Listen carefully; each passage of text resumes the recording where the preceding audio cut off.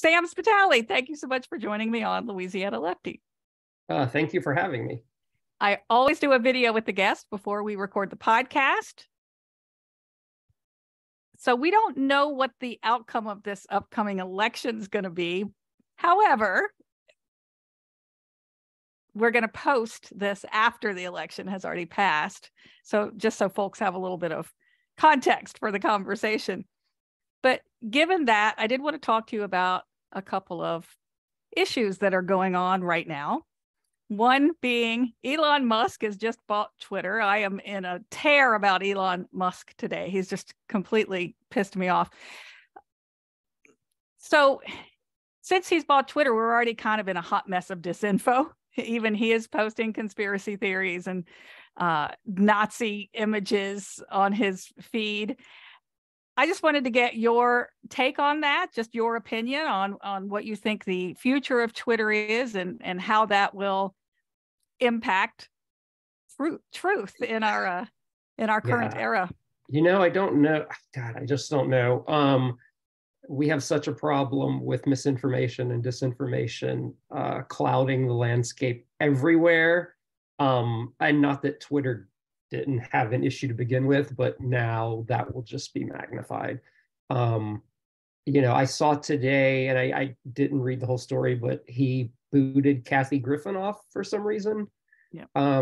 I don't know what the story is there, but it just seems, crazy that, you're censoring certain people and not censoring others. That's the dangers with having, wealthy individuals own communication outlets. You don't want a gatekeeper to be a powerful interest group. You want a gatekeeper to be an expert in that field, to be a journalist or something. And that's the problem with, billionaires owning media outlets.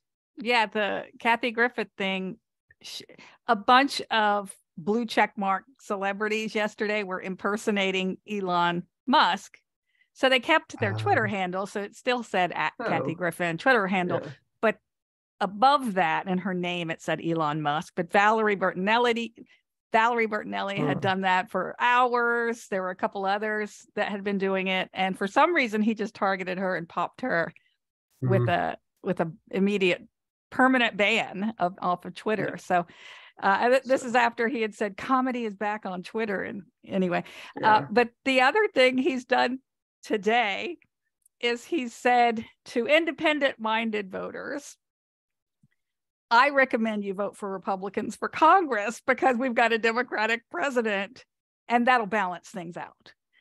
And it was just like, this is like you, the owner of Twitter, literally putting your thumb on the scales, which is what you said you were coming to undo, right? And putting your thumb on the scales without understanding how the scales are balanced already or anything, like weighing in.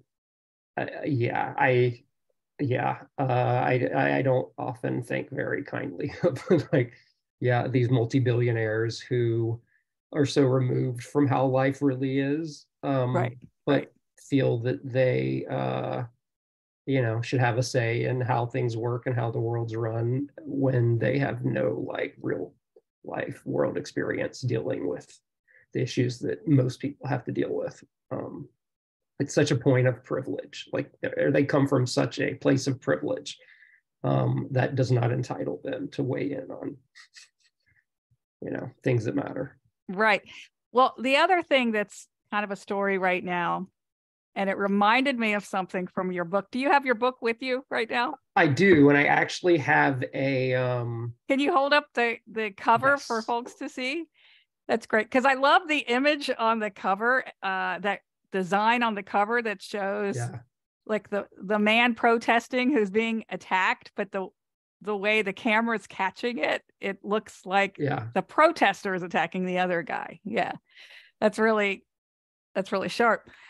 But the other thing that reminded me of your book are these Republican polls that are coming out now, and they flooded the zone with junk polls, really, so that the media has been reporting for days now that that the polls look really good for Republicans to win everything, which is thought to suppress Democratic voter turnout. But that reminded me of your Steve Bannon quote that's in the book, right? Flood the zone with shit. Yeah. Well, that seems weird. See, that seems so weird to me, because I would think it would have the opposite effect. If you're a Republican voter and the polls are saying that Republicans have the lead, then to me that would discourage you from going to vote yourself. Like, I don't like they know don't what need the my logic vote. is. Right.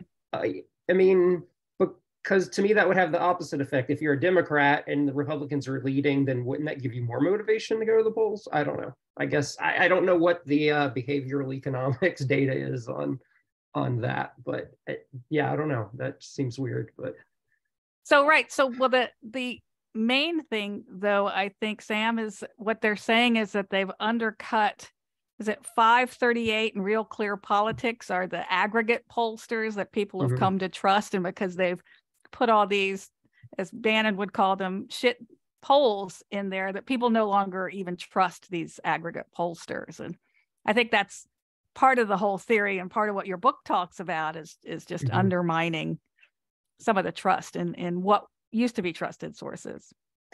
Yeah, I mean, it gets harder and harder, especially when there are so many. There are just so many information outlets that don't deal with actual information. Right. Well, I look forward to talking to you about your book on the podcast. So sit tight and we'll get right to that. Sure.